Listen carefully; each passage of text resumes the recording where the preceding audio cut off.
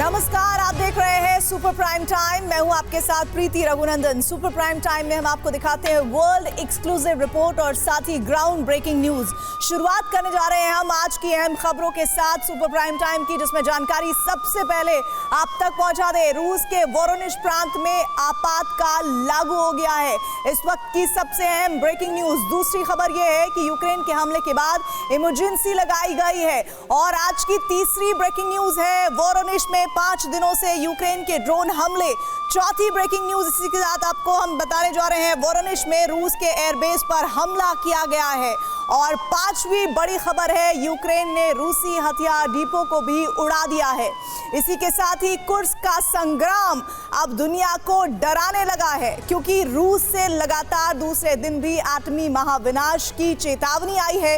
और 24 घंटे के भीतर दूसरी बार रूस ने एक बार फिर कुर्स्क न्यूक्लियर प्लांट पर हमले की कोशिश का आरोप लगाया है। कुर्स्क जंग में नाकाम हो रहे रूस ने यूक्रेन पर एटमी आतंकवाद का आरोप लगाया है और यूरोप एशिया में सर्वनाश का अंदेशा जताया है। वहीं दूसरी तरफ यूक्रेन ने रूस पर ज़ेपोरिजिया प्रांत पर हमले का आरोप लगाकर ब्लैकआउट का खतरा बताया है। कुर्स्क की जंग एटमी ब्लास्ट के खौफ के साए के बीच किस रफ्तार से आगे बढ़ रही है, और आज आप इसका बखूबी अंदाजा लगा पाएंगे इस रिपोर्ट में।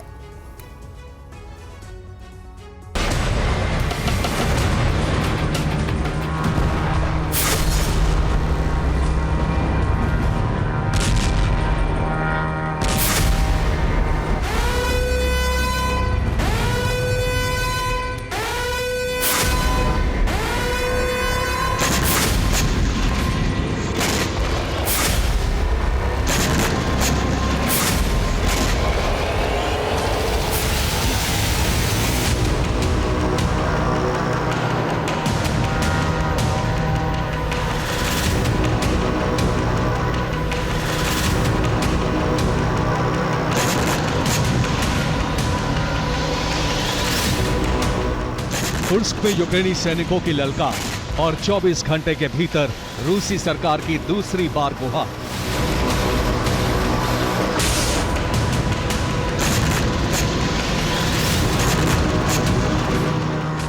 यूक्रेनी फौज रूसी सैनिकों का संहार करते हुए आगे बढ़ रही है, तो दूसरी तरफ रूस इंटरनेशनल एजेंसी से मदद की गुहार लगा रहा है।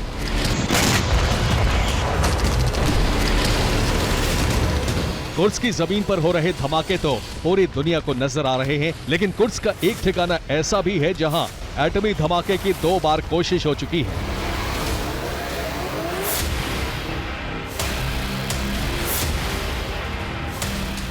रूस का दावा है कि कुर्स्क न्यूक्लियर प्लांट पर हमले की कोशिश लगातार जारी है।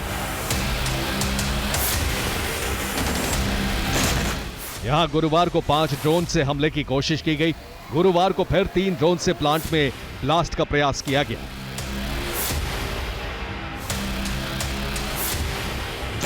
एक दिन पहले ही पुतिन ने खुद दुनिया को बताया था कि यूक्रेन कुर्स्क परमाणु प्लांट में हमले की कोशिश में है। अब रूसी मीडिया और विदेश मंत्रालय की प्रवक्ता मारिया ज़खारोवा ने यूक्रेन पर आरोप लगाया है। ज़खारोवा का दावा है कि यूक्रेन परमाणु आतंकवाद के रास्ते पर है। IAEA को यूक्रेन पर एक्शन लेना चाहिए।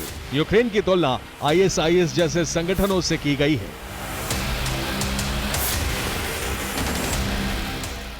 मैं इस वक्त कीव में हूं और यहां मौजूद मेरे सूत्रों के मुताबिक कुर्स्क के परमाणु प्लांट के करीब जंग तो चल रही है, लेकिन यूक्रेन प्लांट पर हमला नहीं कर रहा है, क्योंकि नेटो यूक्रेन की पूरी मदद कर रहा है।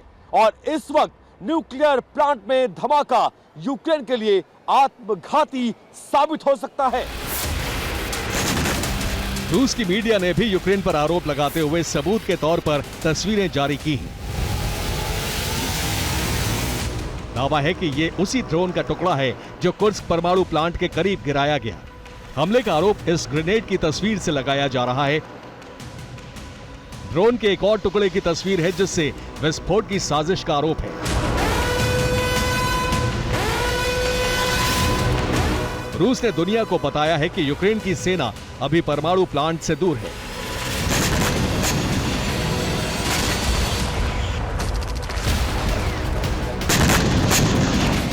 लेकिन ड्रोन से लगातार परमाणु प्लांट में धमाका करने की कोशिश हो रही है।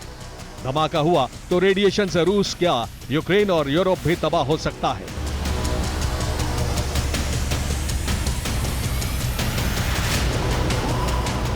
हालांकि सबूत और दावों के बावजूद यूक्रेन ऐसे हमलों से इनकार कर रहा है। तो सवाल है कि कुर्स्क की लड़ाई में लगातार नाकामी की वजह से रूस ने परमाणु रेडिएशन का हाय तौबा मचाना शुरू किया है।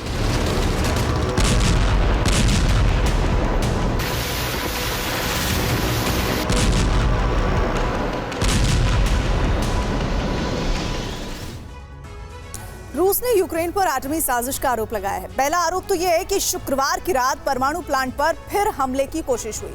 यूक्रेन ने 3 ड्रोन से प्लांट पर हमले का प्रयास किया, लेकिन रूसी एयर डिफेंस की मदद से हमले को नाकाम कर दिया गया।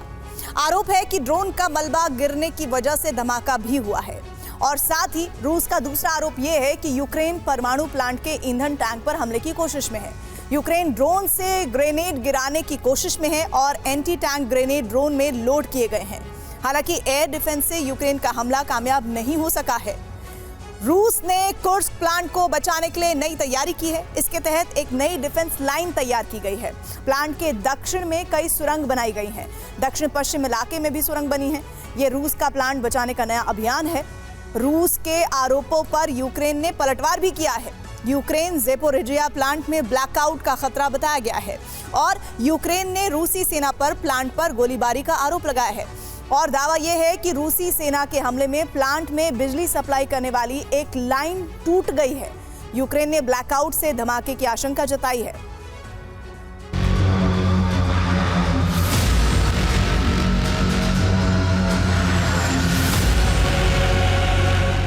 कुर्स्क या ज़ेपोरिजिया, दोनों परमाणु प्लांट में धमाके से महातबाही निश्चित है। यही वजह है कि अब कुर्स्क की जंग को रूस अंतर्राष्ट्रीय मुद्दे में तब्दील करता दिख रहा है।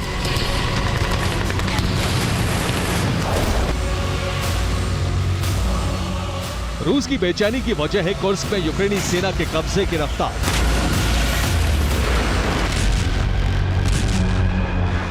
छह अगस्त को शाम करीब 5:05 पर यूक्रेनी फौज सूमी के 3 दिशाओं से कुर्स्क में घुसी।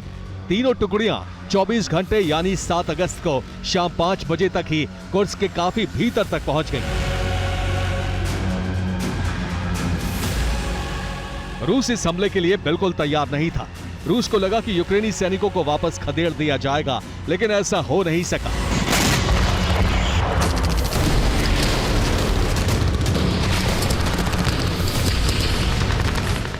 आठ अगस्त तक ही कुर्स्क का एक बड़ा इलाका यूक्रेनी सेना के कब्जे में आ गया और कुर्स्क में यूक्रेनी सैनिकों की मौजूदगी का आंकड़ा 4000 के करीब पहुंच गया। 9 अगस्त को 2 दिशाओं में यूक्रेनी सेना काफी आगे तक निकल गई, लेकिन फिर रूसी फौज ने मुकाबला किया और पूर्वी हिस्से से सिमटी हुई यूक्रेनी सेना पश्चिम में तेजी से बढ़ने लगी।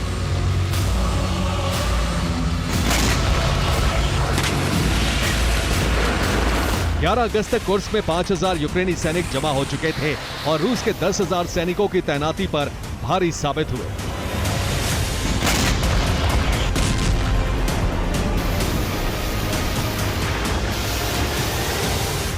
ग्यारह अगस्त से 15 अगस्त तक यूक्रेनी सैनिक बेहद तेजी से आगे बढ़ते गए। रूस अपने सैनिकों की संख्या बढ़ाता रहा, लेकिन यूक्रेनी फौज का रास्ता नहीं रोक पाया। भीषण जंग के बीच इसी रफ्तार ने पूरी दुनिया को हैरान कर दिया। नेटो को नए जोश से भर दिया। विदेशी सैनिक भी यूक्रेन की मदद के लिए भेजे गए।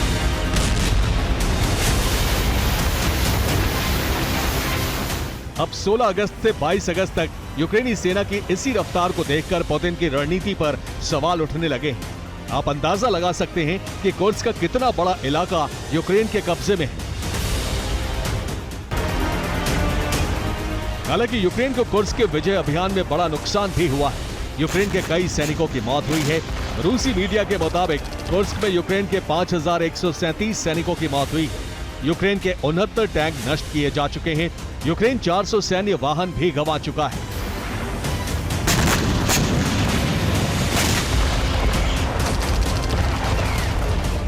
हालांकि अब पुतिन ने रूस के नागरिकों को भरोसा दिया है कि कुर्स्क को जल्द कब्जे से मुक्त करा लिया जाएगा।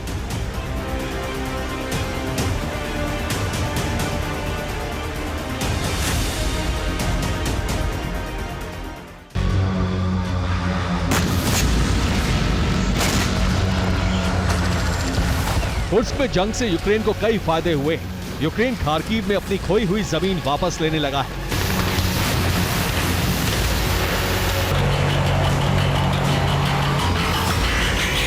खार्किव में 2 स्क्वायर किलोमीटर से रूसी कब्जा खत्म हो गया है। यूक्रेन खार्किव में रूसी सेना को पीछे ढकेलने की प्लानिंग तैयार कर रहा है। खार्किव में यूक्रेनी सेना का पलटवार होने वाला है।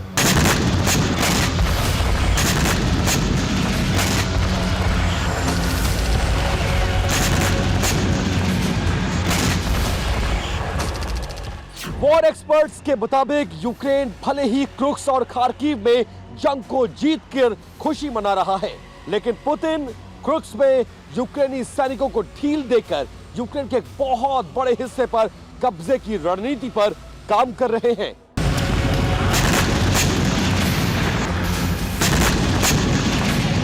यूक्रेन और नेटो इस वक्त अपनी पूरी ताकत कुर्स्क पर कब्जे में लगा रहे हैं, लेकिन यूक्रेन के भीतर रूसी फौज लगातार आगे बढ़ रही है। अंदेशा है रूसी सेना को अब कड़े मुकाबले का सामना नहीं करना पड़ रहा है। अंदेशा है कि यूक्रेन के डोनेस्क, लुहांस्क, खार्किव, सुमी, चासिव यार, ज़ेपोरिज़िया, खेरसोन, बाखमत, अवदीव्का जैसे इलाकों पर रूसी सेना पूरी तरह कब्जा कर लेगी। नीप्रो नदी के पूर्वी किनारे को कब्जे में लेने का अभियान भी तेज है।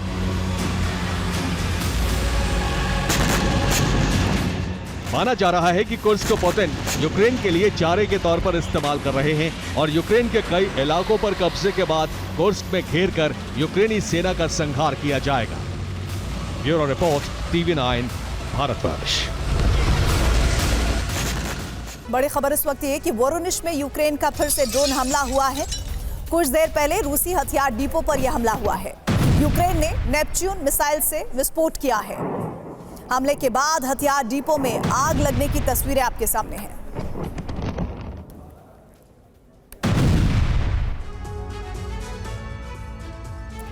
सिर्फ कुर्स्क पर ही कब्जे का खतरा नहीं मंडरा रहा है। दरअसल नेटो की मदद से यूक्रेन ने रूस के आधा दर्जन प्रांतों पर कब्जा करने का ऑपरेशन लॉन्च कर दिया है। इस ऑपरेशन का नाम है कुर्स्क पार्ट 2 और इसके तहत यूक्रेनी फोर्स ने रूस के 5 नए राज्यों में भीषण हमले कर रहे हैं। और यूक्रेन के हमलों में तेजी इसलिए आई क्योंकि नेटो ने उसे हमले के लिए नए और विध्वंसक हथियार दिए हैं। सवाल यही है कि आखिर नेटो के ऑपरेशन कुर्स्क पार्ट 2 का मकसद क्या है।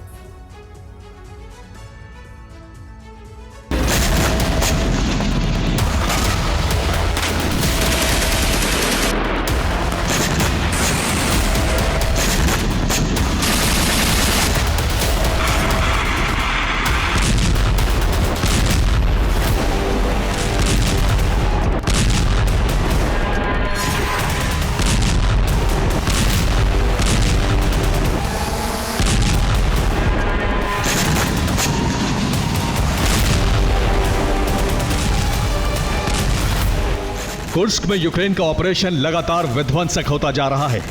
रूसी सेना अपनी पूरी ताकत झोंकने के बाद भी कुर्स्क में घुसी यूक्रेनी फोर्स को रोकने में सफल नहीं हो पा रही है। हर बीते दिन के साथ कई वर्ग किलोमीटर की जमीन पर यूक्रेन का कब्जा होता जा रहा है। इस बीच नेटो की मदद के बाद यूक्रेन ने रूस के अंदर ऑपरेशन कुर्स्क पार्ट 2 लॉन्च कर दिया है।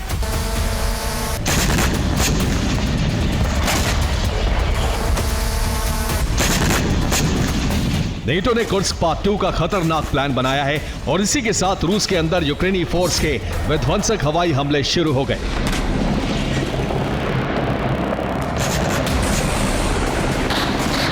यूक्रेन से लगते रूस के 5 नए राज्यों में ज़ेलेंस्की सेना का सैन्य अभियान तेज हो गया है।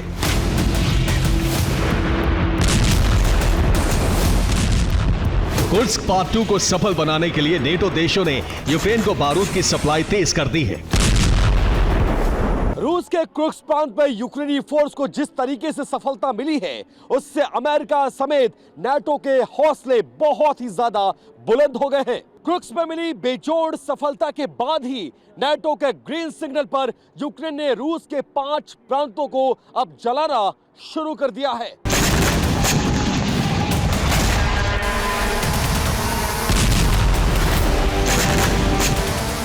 नेटो देश यूक्रेन के हथियारों की किल्लत दूर कर रहे हैं और इसी के साथ यूक्रेन रूस के अंदर बारूदी गदर मचा रहा है।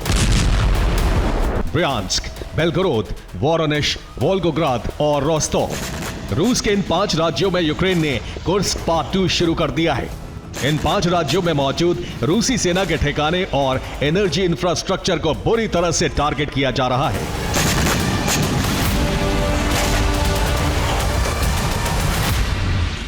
यूक्रेन ने रूस को सबसे बड़ा जख्म रोस्टोव में दिया है। यहां यूक्रेन के स्ट्राइक से रूस का एनर्जी सेक्टर भस्म होता जा रहा है।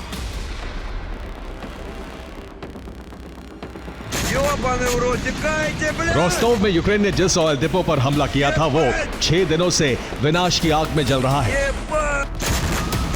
तबाही की अग्नि में रूस का 2000 करोड़ रुपए का ऑयल डिपो भस्म हो चुका है। लेकिन इसकी आग अब शहर और वहां रह रहे लोगों के लिए जानलेवा बन गई है। 6 दिनों के बाद भी ऑयल डिपो की आग बुझाई नहीं जा सकी है। ज्वाला शांत होने के बजाय धधकती ही जा रही है। अब ये भयावह लपटें शहर की तरफ बढ़ रही हैं, जिससे हजारों जिंदगियों पर खतरा मंडराने लगा है। इस आग की वजह से रूस के दूसरे एनर्जी ठिकाने मसलन power station, gas station, oil depot, petrol pump, gas station, kerosene tanker में आग और फिर विस्फोट का खतरा मंडरा रहा है।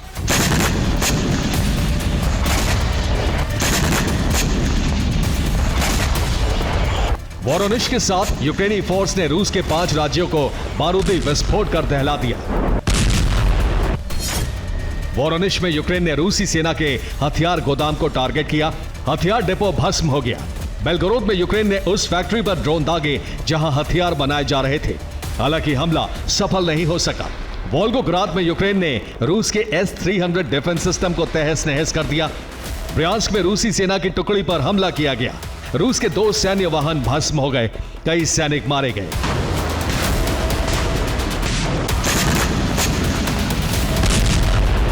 यूक्रेन से सटे रूसी राज्यों में हमले इसलिए तेज हो गए हैं क्योंकि नेटो की मदद से ज़ेलेंस्की और उनकी सेना रूस के आधा दर्जन राज्यों में यूक्रेनी परचम फहराना चाहती है। रूस के अंदर यूक्रेन और नेटो का ऑपरेशन कुर्स्क पार्ट 2 क्या है, इसे अब हम आपको समझाने जा रहे हैं। दरअसल यूक्रेन ब्रियांस्क में चेर्निहिव से हमले कर रहा है। बेलगोरोद में खार्किव की तरह से ही उधर से ही लगातार मिसाइलें बरसा रहा है और वोरोनिश में लुहांस्क के एक फ्रंट से धावा बोला जा रहा है। तो बेलगोरोद में लुहांस्क के दूसरे जो फ्रंट्स हैं वहां से भी हमला कर रहा है। वहीं रोस्तोव में डोनेट्स्क की तरह से ही उसकी तरफ से ही रूसी डिफेंस लाइन को तोड़ने की कोशिश की जा रही है। रूस के इन्हीं 5 राज्यों में यूक्रेन के हमले तेज हो गए हैं।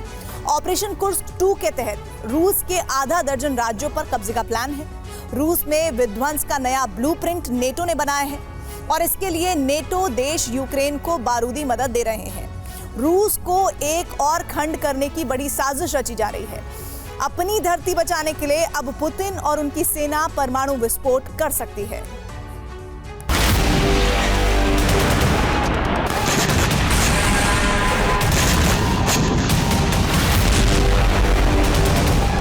रूस के 5 प्रांतों में यूक्रेन के हमले इसलिए तेज हो गए हैं क्योंकि यूक्रेन को नेटो देश हथियारों की बड़ी खेप भेज रहे हैं।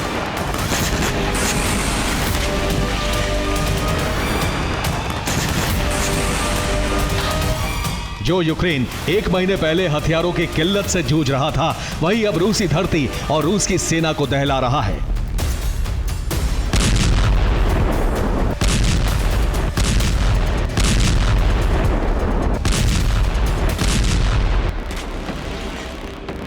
अमेरिका ने यूक्रेन को ग्लाइड बम की नई खेप भेज दी है।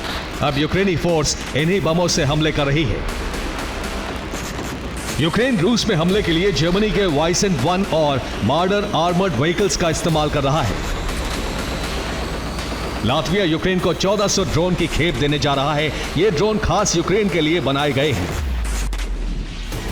रोमानिया ने अमेरिका से 200 M120 मिसाइलें खरीदी हैं। माना जा रहा है कि ये मिसाइलें सीक्रेट तरीके से यूक्रेन भेजी जाएंगी। कनाडा ने युद्ध के लिए यूक्रेन को अपना घातक स्ट्राइकर फाइटिंग व्हीकल दिया है। अमेरिका ने यूक्रेन को हाइमर्स मिसाइल और गोले देने का फैसला किया है।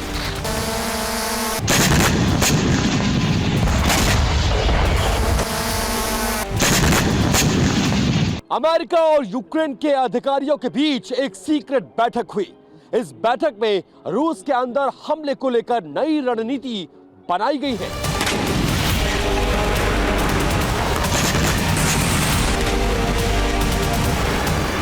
लेकिन कुर्स्क समेत रूस के 6 प्रांतों में यूक्रेनी हमलों को लेकर नेटो में ही फूट पड़ गई है। हंगरी और तुर्की जैसे देशों ने रूसी धरती पर हमले को गलत करार दिया है।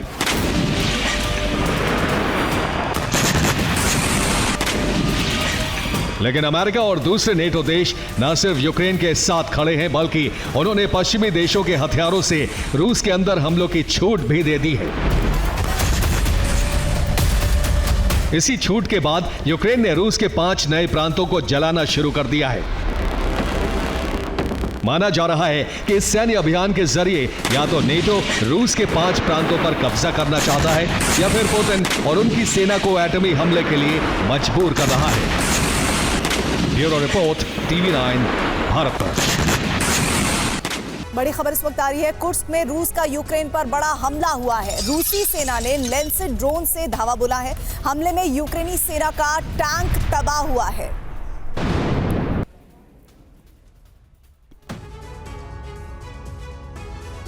कुर्स्क का बदला लेने के लिए रूस ने यूक्रेन का इंडिपेंडेंस डे चुना। 24 अगस्त यानी आज सुबह रूस ने यूक्रेन को दहला दिया। 12 से ज्यादा शहरों पर मिसाइलें दागी गईं और रूस ने पहली बार सुखोई 57 युद्ध में उतारकर अपने मंसूबे जाहिर कर दिए हैं। स्वतंत्रता दिवस के जश्न में डूबा यूक्रेन अब मातम मना रहा है, क्योंकि रूस ने इतना बारूद झोंक दिया जिससे खार्किव से लेकर कीव तक कोहराम मच गया।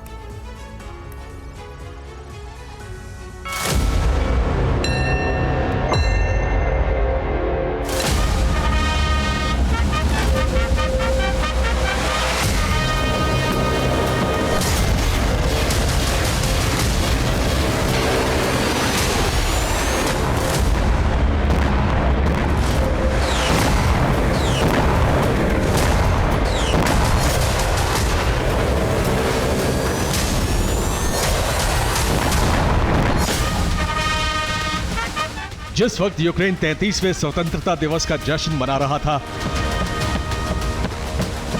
उसी वक्त क्रेमलिन में यूक्रेन की तबाही की पटकथा लिखी जा रही थी।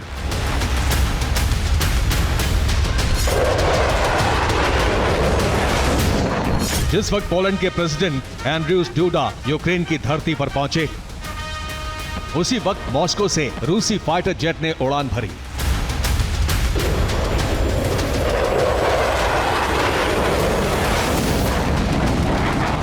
और फिर यूक्रेन का इंडिपेंडेंस डे बन गया डूम्सडे।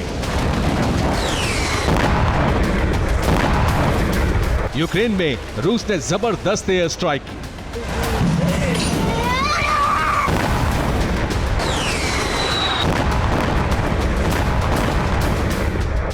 बारह से ज्यादा शहरों पर रूसी मिसाइल काल बनकर टूट पड़ी।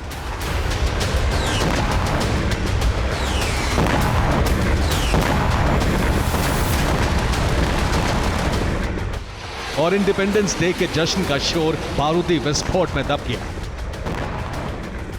रूस ने जानबूझकर 24 अगस्त का दिन चुना, क्योंकि इस दिन यूक्रेन पर हमला करके उसे सबसे ज्यादा चोट पहुंचाई जा सकती है। यूक्रेन के उन तमाम शहरों पर हमले किए गए जहां यूक्रेन रूसी फौज को धकेलने का दावा कर रहा है। दरअसल रूस नेटो को यह बताना चाहता है कि सिर्फ कुर्स्क में यूक्रेनी सेना के घुस जाने का मतलब रूस की हार नहीं है। रूस कभी भी कुर्स्क को हासिल कर सकता है। अभी उसकी प्राथमिकता लुहांस्क और डोनेत्स्क को बचाना है। रूस की सेना कुर्स्क में भले ही पिछड़ रही हो, लेकिन यूक्रेन के पूर्वी और दक्षिणी हिस्से की तरफ तेजी से बढ़ रही है। इसी वजह से खार्किव में जबरदस्त युद्ध चल रहा है। रूसी और यूक्रेनी फोर्स आमने सामने हैं। रूस जितने ज्यादा हमले कर रहा है, यूक्रेन बौखलाहट में कुर्स्क में हमले बढ़ाता जा रहा है। दरअसल यूक्रेन इस कोशिश में है कि कुर्स्क में हमले करके वो रूस को बैकफुट पर ला सकता है। लेकिन ये यूक्रेन की बड़ी भूल साबित हो सकती है, क्योंकि रूस ने कुर्स्क को बचाने और यूक्रेन की संपूर्ण तबाही का ब्लूप्रिंट तैयार कर लिया है। रूस ने लुहांस्क और डोनेत्स्क में डिप्लॉयमेंट बढ़ा दिया है, जबकि कुर्स्क पर सिर्फ हवाई हमले किए जा रहे हैं। कुर्स्क में यूक्रेनी फौज का कब्जा बढ़ता जा रहा है, जबकि खार्किव में दोनों देशों के बीच भीषण जंग चल रही है।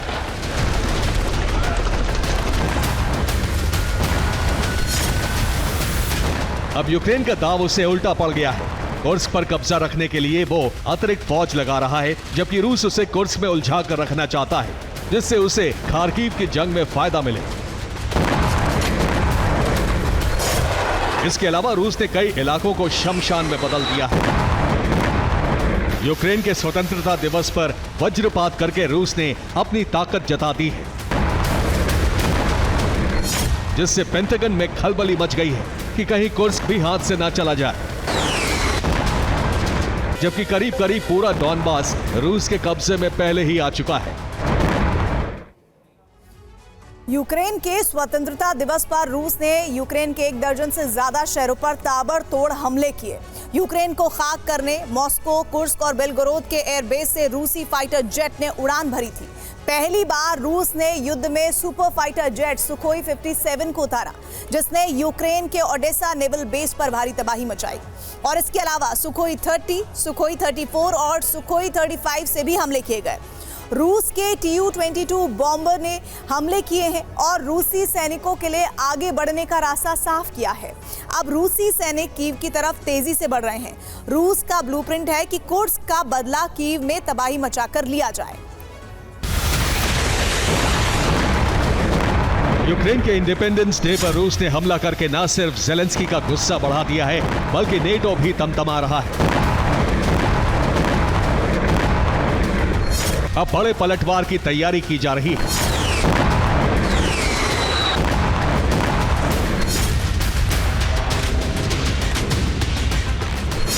ज़ेलेंस्की ने ऐलान किया है कि जैसे खार्किव और कुर्स्क में यूक्रेनी फौज रूसी सैनिकों को खदेड़ रही है, वैसे ही लुहांस्क और डोनेट्स्क की बारी है, जबकि क्रीमिया पर जल्द ही कब्जा कर लिया जाएगा। कुर्स्क में यूक्रेन ने पूरी ताकत झोंक दी है, जबकि ऐसी ही स्थिति खार्किव की भी है। युद्ध चरम पर है। हर घंटे के साथ दोनों देशों की सेनाओं के बीच का दायरा घटता जा रहा है। यूक्रेन जमीनी प्रहार करके आगे बढ़ रहा है, जबकि रूस ने पहली बार Su-57 को उतारकर अपने तेवर जता दिए हैं। फाइटर जेट के हमले में चासिव यार में यूक्रेनी डिफेंस सिस्टम को ध्वस्त कर दिया, वहीं ज़ेपोरिजिया में यूक्रेनी मिलिट्री पोस्ट को उड़ा दिया। इस तरह के हमले कई जगह किए गए। हमले में फैब 1500 बम का इस्तेमाल किया गया। इसी तरह मारियोपोल में रूस ने एक एयर डिफेंस सिस्टम को खाक कर दिया,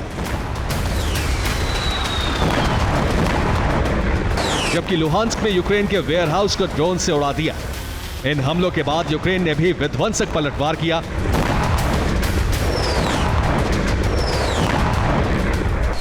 खार्किव में यूक्रेन ने रूसी फौज को पीछे ढकेल दिया। ऐसी स्थिति हो गई कि रूस को अपने टैंक को रबर जैकेट से ढककर भागना पड़ा। इसके अलावा रूस का एक आर्मर्ड व्हीकल भी यूक्रेन ने उड़ा दिया। साथ ही कई रूसी सैनिक भी मार गिरा, जिसका वीडियो भी यूक्रेन ने जारी किया है। जबकि रूसी शहर वोल्गोग्राद में एक आतंकी हमला भी हुआ, जिसे रूस ने नाकाम कर दिया। क्रेमलिन का दावा है कि इस हमले के पीछे यूक्रेन और नेटो हैं, जिसके प्रॉक्सी लड़ाकों ने इसे अंजाम दिया। इस हमले के बाद से क्रेमलिन में इमरजेंसी मीटिंग हुई है और अब यूक्रेन पर बहुत बड़े हमले का ब्लूप्रिंट तैयार किया गया है। Bureau report, TV9, Bharatvarsh. बड़ी खबर आ रही है, लाल सागर में हूती का मिसाइल हमला हुआ है। हूती के हमले में ग्रीक का टैंकर जल गया है। तेल लेकर जा रहा था ग्रीक का टैंकर। जहाज के जलने का वीडियो इस वक्त आप देख रहे हैं।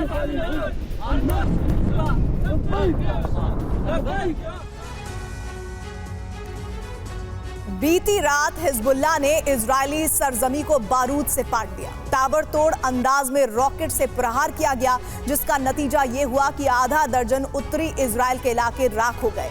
भीषण आगजनी के साथ इमारतें खंडहर में तब्दील हो गईं। और गौर करने वाली बात यह है कि बेहिचक हिजबुल्लाह ने इजरायली डिफेंस को तोड़ते हुए 100 से ज्यादा रॉकेट उत्तरी इजराइल की तरफ दागे। और जानते हैं, हिजब के इस सीरियल हमलों के पीछे की रणनीति रूस ने तैयार की है, वो भी सीरिया में। आखिर कैसे, देखिए।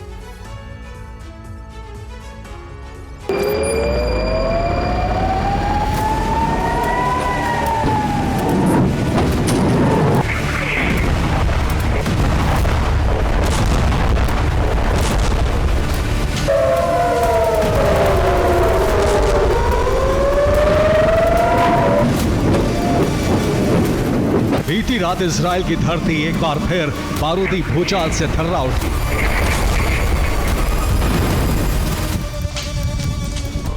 उत्तरी इजराइल का आसमान रॉकेट प्रहार से दहल उठा।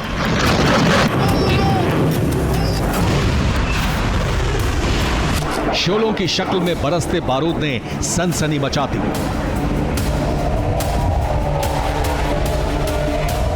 भीषण आग का गुबार, कलेजे को चीर देने वाली अलर्ट सायरन की आवाज।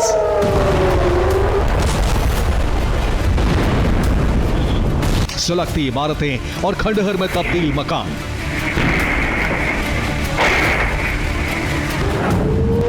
हमले के बाद का मंजर बेहद ही भयावह था।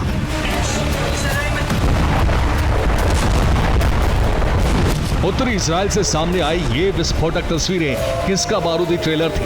लेबनान के हिजबुल्लाह संगठन का, जिसने बीती रात इजराइल में रॉकेट से ताबड़तोड़ प्रहार किए, जिसे देख तेल अवीव दहल उठा।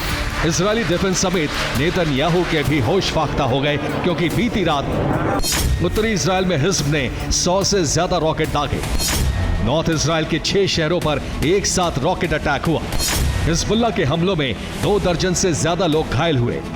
रिहायशी इलाकों के साथ साथ आईडीएफ का बेस भी तबाह हुआ। हिजबुल्लाह के नॉन स्टॉप हमले के चलते बीती रात पूरे उत्तरी इजराइल में एयर अलर्ट सायरन बजता रहा। हालांकि इजरायली डिफेंस ने दावा किया कि उसने हिजबुल्लाह के 85 रॉकेट्स को आसमान में ही नष्ट कर दिया।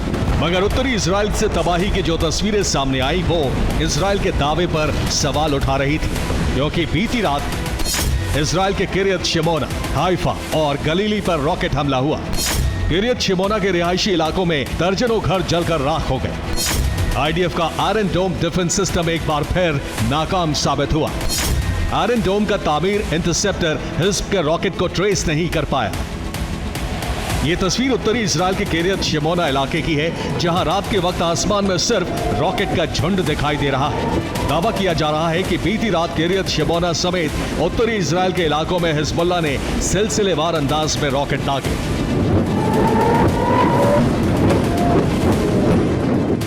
हालांकि इजराइल के हाइफा शहर में आयरन डोम सिस्टम हिज्ब के रॉकेट हमलों को रोकने में कामयाब रहा।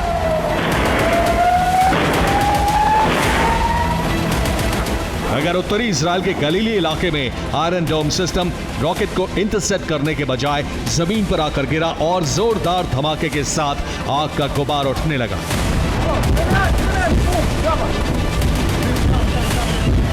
तस्वीरों में आप देख सकते हैं एक के बाद एक रॉकेट और मिसाइलों की आसमान से बारिश हो रही थी। इजरायली डिफेंस सिस्टम जब तक कुछ समझ पाता, हिजबुल्लाह के आसमानी प्रहार को रोक पाता, उससे पहले ही हिजबुल्लाह ने उत्तरी इजराइल के कई इलाकों को राख कर दिया।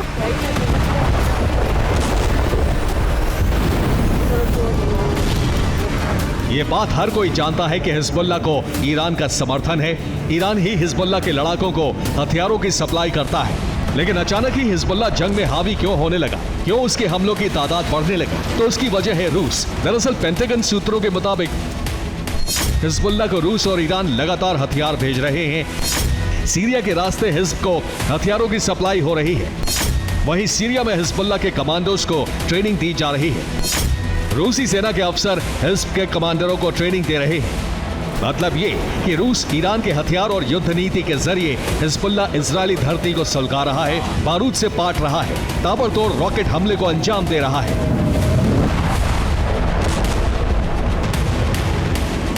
एक तरफ हिजबुल्लाह इजराइल के लिए काल बना हुआ है, तो वहीं लाल सागर में हूती जैसे प्रॉक्सी संगठन का मिसाइल जलजला देखने को मिल रहा है। इस बार हूती ने फिर एक ऑयल शिप पर हमला किया और हमले से जुड़ा वीडियो भी जारी किया। लाल सागर में हूती के हमलों को लेकर जो जानकारी सामने आ रही है, उसके मुताबिक हूती लड़ाकों के हमले में ग्रीस का कमर्शियल शिप तबाह हुआ। शिप में भरा 1,50,000 टन क्रूड ऑयल राख हुआ। ग्रीस के ऑयल शिप पर दूसरी बार हूती ने मिसाइलें दागी। पहले हमले के बाद करीब 25 क्रू मेंबर्स ने शिप को छोड़ा था। हालांकि हिजबुल्लाह और हूती के हमलों का पलटवार अमेरिका और इजराइल ने किया, जहां इजराइल ने दक्षिणी लेबनान में हिजबुल्लाह के बेस पर अटैक कर कई कमांडरों को मौत के घाट उतार दिया। वहीं यमन में यूएस यूके ने जॉइंट अटैक के जरिए हूती के 2 इलाकों में एयर स्ट्राइक। बीती रात इजराइल ने सीरिया पर बड़ा हमला किया है। आईडीएफ ने सीरिया में घुसकर यहां मौजूद हिजबुल्लाह के हथियार डिपो ध्वस्त कर दिए। इन हथियार डिपो का हाल ये हुआ कि लेबनान में इन्हें शिफ्ट किया गया था। दरअसल नेतन्याहू को ईरान के हमले का डर है और वो ईरान के साथ जंग में उतरने से पहले उनके प्रॉक्सी संगठनों को खत्म करना चाहते हैं। इधर अमेरिका ने इजराइल की रक्षा के लिए बड़ा चक्रव्यूह रचा है। युद्धपोतों के साथ अमेरिकी फाइटर जेट भी मिडिल ईस्ट में डेरा डाल चुके हैं।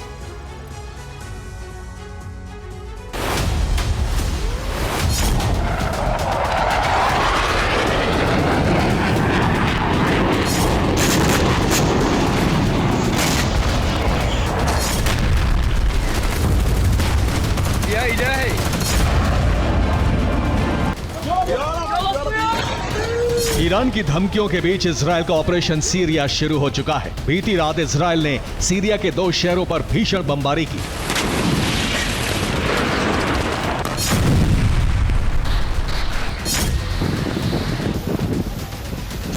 आईडीएफ के फाइटर जेट्स का टारगेट ईरान के प्रॉक्सी ग्रुप से जुड़े ठिकाने थे और इन प्रॉक्सी में प्राइमरी टारगेट था हिजबुल्लाह।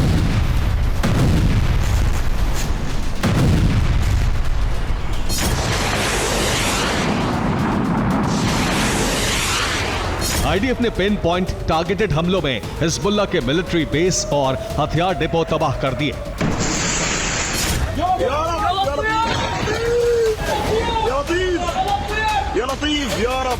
हिजबुल्लाह ने अपने हथियार और गोला बारूद को इजराइल के डर से हाल ही में सीरिया में शिफ्ट किया था। हिजब के इस कदम का खुलासा हमने सुपर प्राइम टाइम में 20 अगस्त 2024 को किया था।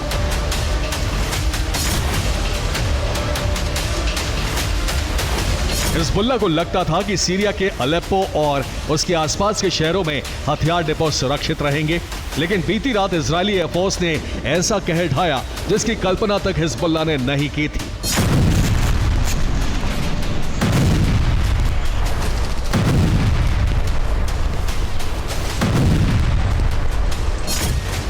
बीती रात इजरायल ने अलेप्पो के आसपास के शहरों पर बमबारी की। ये हमले होम्स, हामा और मारान शहर पर किए गए। होम्स पर हमले में 4 मिलिट्री बेस, 1 हथियार डिपो और 1 ऑयल डिपो तबाह हो गया। वहीं हामा में 1 हथियार डिपो और 1 कमांड सेंटर के परखच्चे उड़ गए। मारान में 1 डिफेंस फैसिलिटी को तबाह कर दिया गया। ये ठिकाने IRGC के अल कुद्स फोर्स, हिजबुल्लाह और ईरान के दूसरे प्रॉक्सी संगठनों के थे।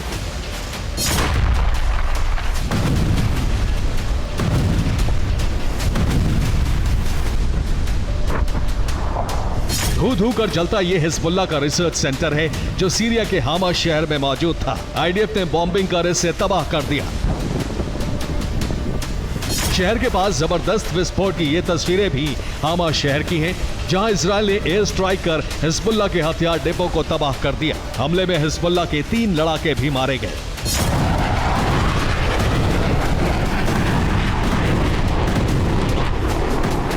ऐसा ही धमाका होम्स शहर में भी देखा गया। इस हमले में 1 मिलिट्री बेस तबाह हो गया, वहीं 2 लड़ाके मारे गए।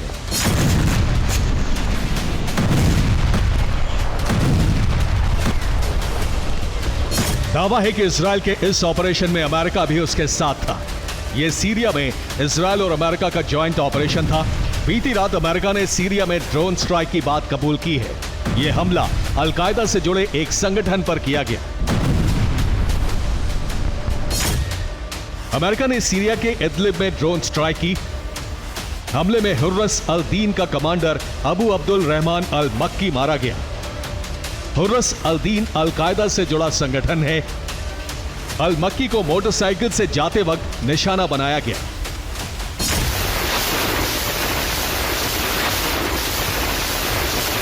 सवाल है कि अचानक अमेरिका और इजरायल ने सीरिया पर बारूदी बारिश का फैसला क्यों किया?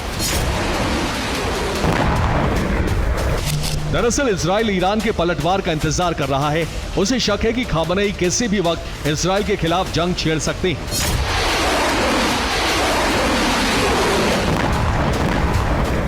23 अगस्त की रात ईरानी हमले के इनपुट्स भी इजरायल को मिले थे। ऐसे में इजरायल ने ईरान हमलों से पहले ही उसके प्रॉक्सी संगठनों के खिलाफ मोर्चा खोल दिया।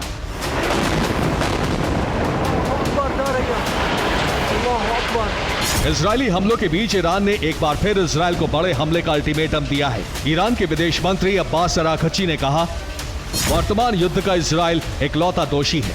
इस्माइल हानिया की हत्या हमारी क्षेत्रीय अखंडता का उल्लंघन है। हम इजरायल को जवाब देंगे, हमारे पास इसका पूर्ण अधिकार है।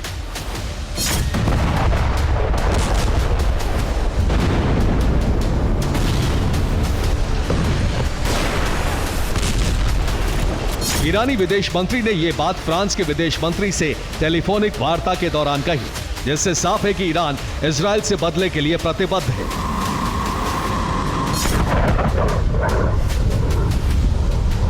ईरानी तैयारी और ईरानी सरकार के रुख को देखते हुए अमेरिका इजरायल का कवच लगातार मजबूत कर रहा है।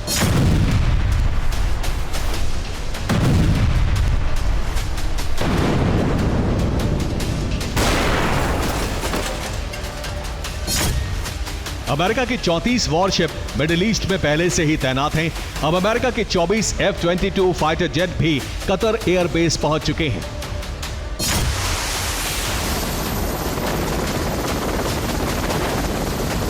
अमेरिका की तैयारियों से साफ है कि ईरान किसी भी वक्त इजरायल पर बड़ा हमला कर सकता है। ये हमला कब, कहां और किस वक्त होगा, ये कोई नहीं जानता। ऐसे में इजरायल के पास ईरानी प्रॉक्सी को कमजोर करने और अपनी सुरक्षा पुख्ता करने के अलावा कोई रास्ता नहीं है।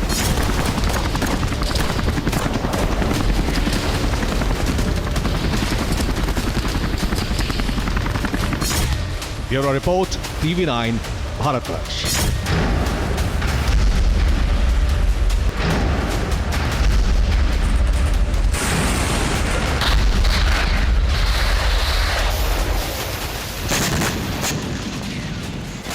अमेरिका रूस में टकराव बढ़ता जा रहा है। अब रूस ने ऐसा चक्रव्यूह रचा है जिसमें अमेरिका को वो फंसा सके और यूरोप से लेकर मध्य पूर्व तक अपना दबदबा कायम कर सके। आखिर क्या है रूस का विध्वंसक प्लान और कौन से हैं वो 4 फ्रंट जहां अमेरिका फंसता दिख रहा है, इस एक्सक्लूसिव रिपोर्ट में देखिए।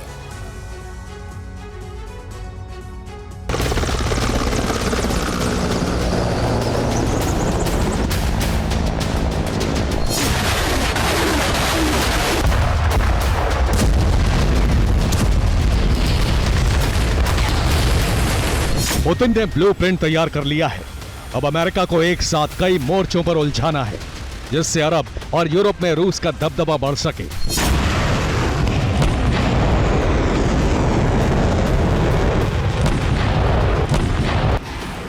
मिडिल ईस्ट में रूस ईरान के साथ है। ईरानी प्रॉक्सी को हथियार सप्लाई कर रहा है। इसके अलावा सीरिया और इराक में रूस फिर से अपना दबदबा बढ़ा रहा है।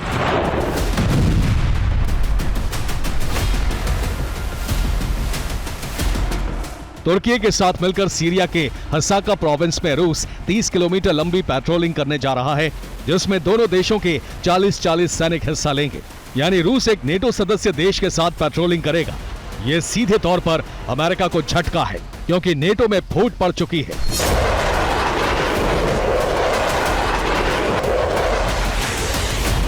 खास तौर से यूक्रेन को लेकर कई नेटो सदस्य देश अलग राय रख रहे हैं। कई देश यूक्रेन को हथियार देने के खिलाफ हैं। इसके अलावा कुर्स्क में यूक्रेन की घुसपैठ को लेकर भी नेटो में फूट पड़ने के आसार हैं, क्योंकि रूस इसके पीछे नेटो की प्लानिंग मान रहा है, जिससे नेटो देशों पर हमले का खतरा बढ़ गया है। इस बात की भी आशंका है कि रूस परमाणु हमला भी कर सकता है।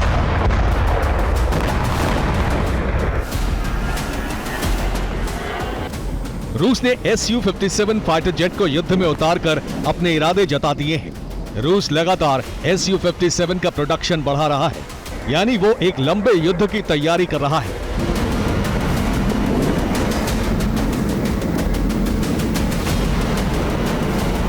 रूस साउथ चाइना सी में चीन के साथ मिलकर भी अमेरिका को काउंटर करने की तैयारी में है। ताइवान और फिलीपींस के मुद्दे पर रूस खामोश रहता है, जबकि चीन का साथ देकर वो अमेरिका को सीधा चैलेंज कर रहा है। रूस ने पैसिफिक फ्लीट भी साउथ चाइना सी में लगा दी है। अमेरिका की घबराहट इस कदर बढ़ गई है कि अमेरिका के सुरक्षा सलाहकार जेक सलाइवन बीजिंग पहुंच गए हैं। रूस नॉर्थ कोरिया के साथ गठबंधन बनाकर अमेरिका को पीले सागर में उलझाकर रखना चाहता है। रूस के साथ आने से अमेरिका नॉर्थ कोरिया पर हमला करने से बचेगा। वैसे भी पुतिन और किम की दोस्ती से पेंटागन में खलबली मची हुई है। क्योंकि किम रूस दौरे पर जा चुके हैं और पुतिन ने भी प्योंगयांग का दौरा करके इस दोस्ती को मजबूत बनाया है। दोनों देशों के बीच हथियारों से लेकर कई करार हुए हैं।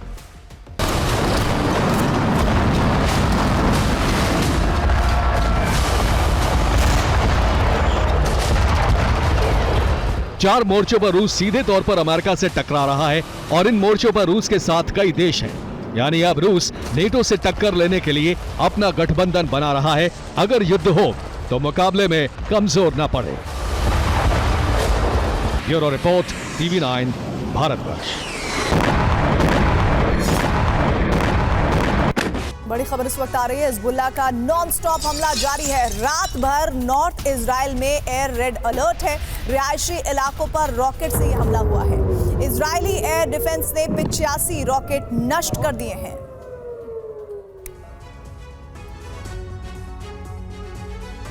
गाजा के खान यूनिस इलाके में एक बार फिर इजरायली सेना का विध्वंस देखने को मिला है। आईडीएफ ने हवाई हमले में खान यूनिस की ऐतिहासिक मस्जिद को ध्वस्त कर दिया है, लेकिन इन हमलों के बाद इजरायली सेना के जवानों ने एक ऐसी करतूत की जिससे इस्लामिक देश भड़क गए हैं। इजरायल के खिलाफ विरोध शुरू हो गया। आखिर क्यों, देखिए इस रिपोर्ट में।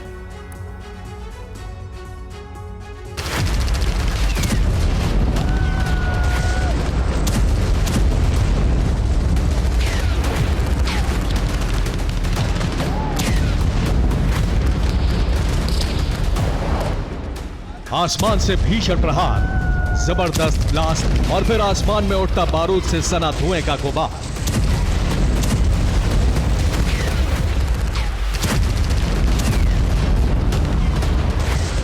बारूदी कोहराम की यह तस्वीर गाजा के खान यूनिस इलाके की है, जहां इजरायल ने दिन दहाड़े एयर स्ट्राइक की। यकीन मानिए, इजरायल के इस प्रचंड प्रहार से खान यूनिस का इलाका थर्रा उठा।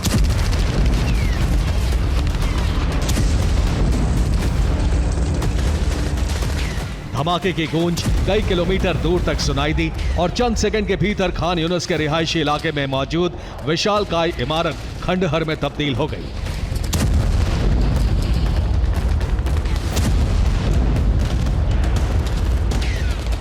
गाजा में हुए इजरायली सेना के इस हमले को लेकर जो जानकारी सामने आई है, उसके मुताबिक आईडीएफ ने खान यूनिस की बेहद पुरानी मस्जिद को ध्वस्त किया। हमले के बाद पूरी मस्जिद खंडहर में तब्दील हो गई। आईडीएफ जवानों ने मस्जिद में कुरान की प्रतियां भी जलाई। इजरायली सेना का आरोप था कि खान यूनिस की इस मस्जिद को हमास ने अपना ठिकाना बना रखा था, लिहाजा आईडीएफ ने एयर स्ट्राइक के जरिए खान यूनिस की ऐतिहासिक ओमरी मस्जिद को तहस नहस किया। मगर इस हमले के बाद इजरायली सेना के जवान मस्जिद में दाखिल हुए और मस्जिद में पड़ी कुरान की प्रतियों को जलाया।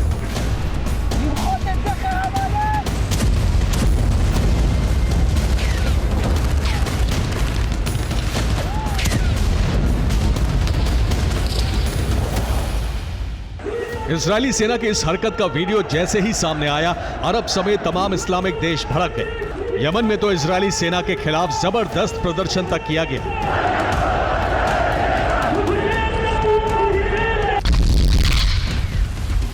आपको बता दें कि इजरायली सेना खान यूनिस और राफा समेत पूरे गाजा में बारूद बरसा रही है, भीषण नरसंहार को अंजाम दे रही है।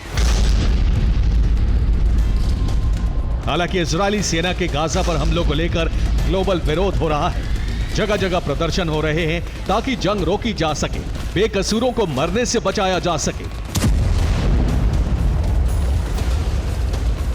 मगर इजरायल ने भी साफ कर दिया है कि जब तक हमास के चंगुल में फंसे बंधक रिहा नहीं होंगे, जब तक गाजा से हमास का खात्मा नहीं होगा, तब तक गाजा में विध्वंस जारी रहेगा।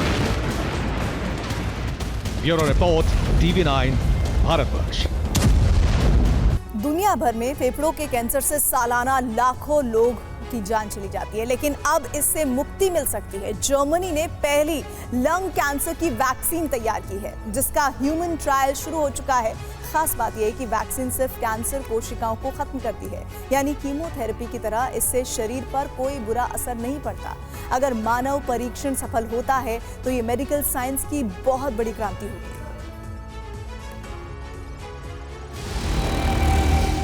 कैंसर दुनिया की सबसे जानलेवा बीमारियों में से एक। इसके बारे में सुनते ही मरीज की उम्मीदें दम तोड़ देती हैं। दुनिया में कैंसर से होने वाली मौतों में सबसे बड़ा कारण है लंग कैंसर, क्योंकि दुनिया भर में हर साल 1.8 मिलियन मौतें फेफड़े के कैंसर से होती हैं। सालों से वैज्ञानिक इसकी वैक्सीन ढूंढने की कोशिश कर रहे हैं और अब सफलता के बेहद करीब हैं। जर्मनी की बायोटेक कंपनी लंग कैंसर की वैक्सीन बनाने के बेहद करीब है।